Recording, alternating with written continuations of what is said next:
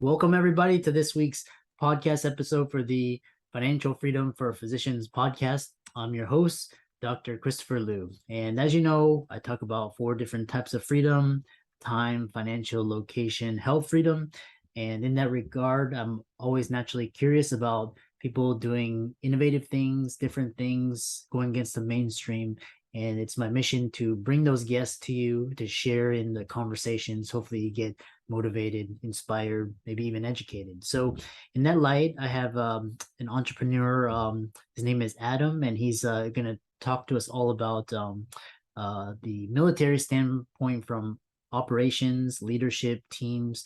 So, Adam, welcome. Thanks so much, Christopher. It's such a pleasure to be here. And yeah, fantastic mission that you have here. I love the idea of just being open and exploring all sorts of different things. It really exposes us to a lot of things. Yeah. Yeah, it's really I'm like I said, I'm naturally curious. I like to see what people are doing differently. How can I always innovate and improve? So tell us, you have a military background. Tell us about your background, your company, how you got started, and we'll go from there. For sure. So I joined the military during the height of the Iraq War. I was just coming out of college. So naturally, when you finish I had a bachelor's degree in music. So naturally, get a bachelor's degree in music, join the Army. Seemed logical to me. But ended up serving 12 and a half years active duty, the vast majority of that time in Army Special Operations. So I was doing everything from jumping out of planes to working in embassies and getting in firefights. It was a crazy time. Loved every second of it. I'm super happy I did it. I'm a reservist, so I got to have the active duty time. And I jumped straight into online business. I was fascinated about online business the first time I ran a Facebook ad, and I realized I didn't need permission from anyone to do stuff. It was great. It's this wonderful freeing thing. I could just do things. It was amazing. Where I really found my niche, though, was running teams, running companies, all the behind the scenes dirty work that most visionaries and entrepreneurs don't really want to do. That's my thing. Like, I love getting my hands into all the dirty work that has to happen to make a business run, and was able to take several companies now past the 7-figure mark, just helping run their operations and tighten that ship. Oh, nice. So you're a COO, and basically and you help, like, you're like a Sheryl Sandberg or a Emil Choi, people that really, run their day-to-day operations, which it's a very valuable skill to have. So Absolutely. yeah. Yeah, it's quite interesting. One question I have is, we'll just talk about ideas and, broad ideas. Why hire an operator? Oh, it's a very good question. And I actually wrote a post about it on my LinkedIn. Operators I call us the misfits. So if you read some of the business management books, so to speak, they'll talk about the idea of a visionary and an integrator. And they're two very distinctly different things. And I don't say this in any way to denigrate integrators. They have their role and I love them. They're amazing at what they do. An operator is a misfit between an integrator and a visionary. We're a tactician that loves to get our hands dirty. We love to be in the weeds, making stuff happen. But there's like 30 to 40% of our brain that is entrepreneurial focused, and we can't turn it off. So we're so happy spending half our day in the weeds, and then we got to get out and start looking at the strategic vision and working with our visionary entrepreneur to create the future of that business. So an operator, it's that happy medium in between. And so that's why I love operators. They're my people. Hiring an operator will get you that perfect balance between a tactician and a visionary. Yeah, interesting. I've never heard of the idea of an integrator. So one thing is, so you're kind of you're the liaison between, the leader and then, all the team. So what lessons did you learn from hiring and onboarding team members? It's a good one. First lesson is this is a business is really a collection of systems and processes that repeat. And there are things that happen within our companies each and every day. And it's those things repeating the same way every day that make for a stable company. So often, though, we take all those systems and processes for granted. So documenting, building out systems, building out core processes, playbooks, all this stuff has to happen before you begin hiring, before you begin expanding the team. I'm not a solopreneur right now. I do have a VA, but from the day one that I started my new business, training operators, helping business owners with their operations, I started creating my templates, started creating my own SOPs. The only person following it was me. But you know how much clarity and freedom having an SOP brings to any of us? We put all of this hard work into the creative things that we have to do and the hardworking things, especially you guys are physicians. Like, you have to use your brain so much of the day. Do you really have to be thinking about things when you're doing the parts that are running the business? No, following a checklist is so much easier. It's so liberating too, because you just go right down the list and do everything. So documenting those things before you move into the hiring process is the first thing I would recommend to absolutely anyone. If you don't think you need it documented yet, nope, you do. Document it. Just get everything captured, and that puts you in the best position then to actually get into the hiring process and start growing your team out. Yeah. Do you see any differences between online business operators and business operations in the corporate or just a physical space? The big difference comes with our communication cadences and like how we're actually working with each other and interacting with each other. As far as systems and processes, these are all captured in the same. I use Asana. That's my project management tool. If I had an in-person office, I'd still use Asana. It's a great tool that it doesn't matter like what type of venue you're in. As far as a lot of the operators that I've spoken to, we've been across the gamut from purely remote digital nomads to in-person. I have a friend who is an operator for a dental practice, and they have like 6 different offices, and she's in charge of all of it. But she's using the very same systems that I use to manage that company. Yeah. I was talking to one of my friends. He's also he's an entrepreneur, and he has a online business as well. And he's always telling me that he's always having trouble hiring good talent. They either leave and do their own thing, or the hires aren't as good. So how can you hire the best people? It's a very good question. I actually have a mini training that I can make available for your audience if you like, because I put together for my following. I follow a multi-step process to picking the best hire. The first is getting full clarity on what that role is, what it all encompasses. Customer service rep is not always the same as a customer service rep. As a pure example, like, don't allow ourselves to just take someone else's template and make our job posting based off of it. Instead, do it by task and the actual task that you want someone to do. Second is, we have so many different forums to actually be posting for jobs, like whether it's Upwork or Fiverr or LinkedIn, or I don't know, there's like 6 new ones I just discovered yesterday. All these different places where we can post for jobs. It's all about selecting the right platform for the right job. So if it's more of an entry-level position, something like Upwork's more suitable. If it's a higher level position, someone you want in a manager function, something more like LinkedIn is more suitable. So picking the right platform to post that job application is absolutely critical. And just take a glance on any of them and just do job searches. You're going to see where if you see a lot of jobs posting like your own, you're in the right place. If yours sticks out, you might be in the wrong place. So that's a step 2. Step 3 is really just evaluating the person first and whether or not they're a cultural fit. In the in-person business, we can build culture a little bit more easily because we're face-to-face a lot more. We're communicating more.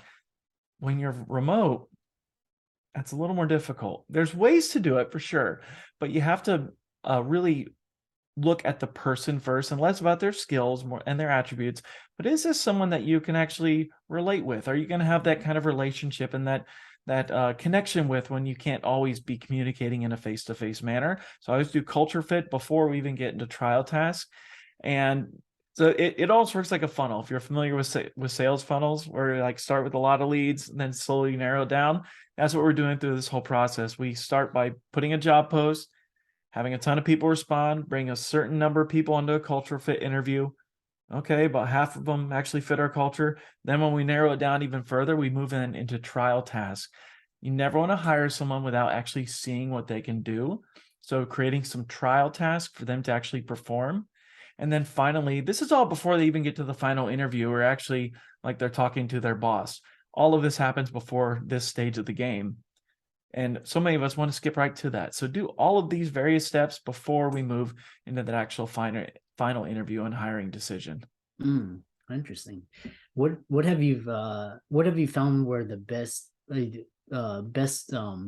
places? Is it referrals, word of mouth?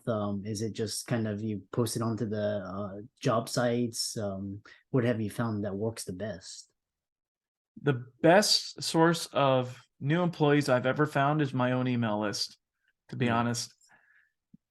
Because when you hire from an email list, you're hiring from a following that you already have. You already have the culture fit. You already are hiring people who are mission oriented. They believe in what you're doing. They've already bought into your Kool-Aid, so to speak. Like if you're a mission-based company, what better place to find mission-based people than your own following? So that if you don't have an email list, not all of us do, especially if you're not an online business. I got that.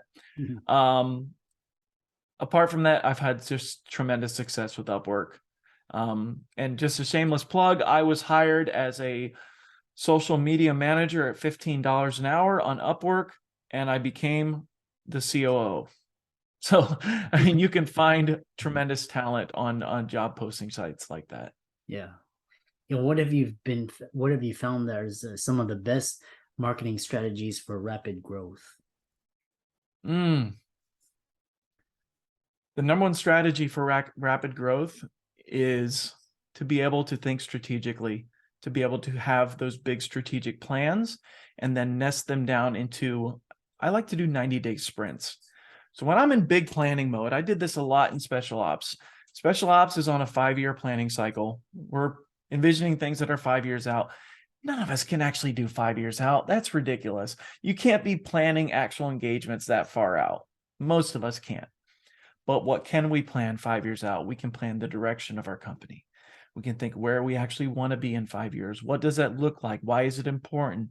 What does that mean for us as a person? What does it mean our company is going to go through? And then start to break it down. And instead of focusing on the next year, 2 years, 3 years, focus on 90 days at a time. When you're focusing on that short of a duration time period and said, in the next 90 days, I'm going to do this. Well, now we're working within compressed time. So there's an interesting thing out there called Parkinson's Law. Have you ever heard of that? Yeah, it's where you fit the number of tasks and activities into a certain amount of time. So it's like, yeah, I'll let you discuss. I'll let you. Yeah, exactly. And we're all terrible at it. And until someone says, dude, you're taking a whole lot of you might want to compress time. When you work in compressed time, you're able to get more accomplished. So having a team that's running all those systems and processes that we talked about earlier, freeing the visionary up to be strategic is really the key to all this. When visionaries are able to be strategic, they start thinking of the moon and just going for it and thinking of all these wazoo ideas where us operators are like, oh, dude, again with this? Come on, man. Okay, we're on big picture vision again. And let visionaries stay in big picture vision. Let them do that. But when we break it down into those cycles, and then we are working in compressed time towards that strategic vision, that's how we make big leaps forward. Yeah. It's quite interesting. And then you talk about secrets for creating a team culture, leading a dynamic team. Tell us more about that as we wrap it up. Sure.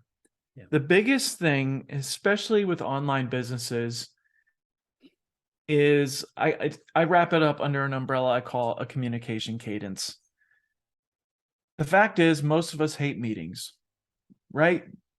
I think everyone's out there nodding their head. But let's ask ourselves realistically, why do we hate meetings?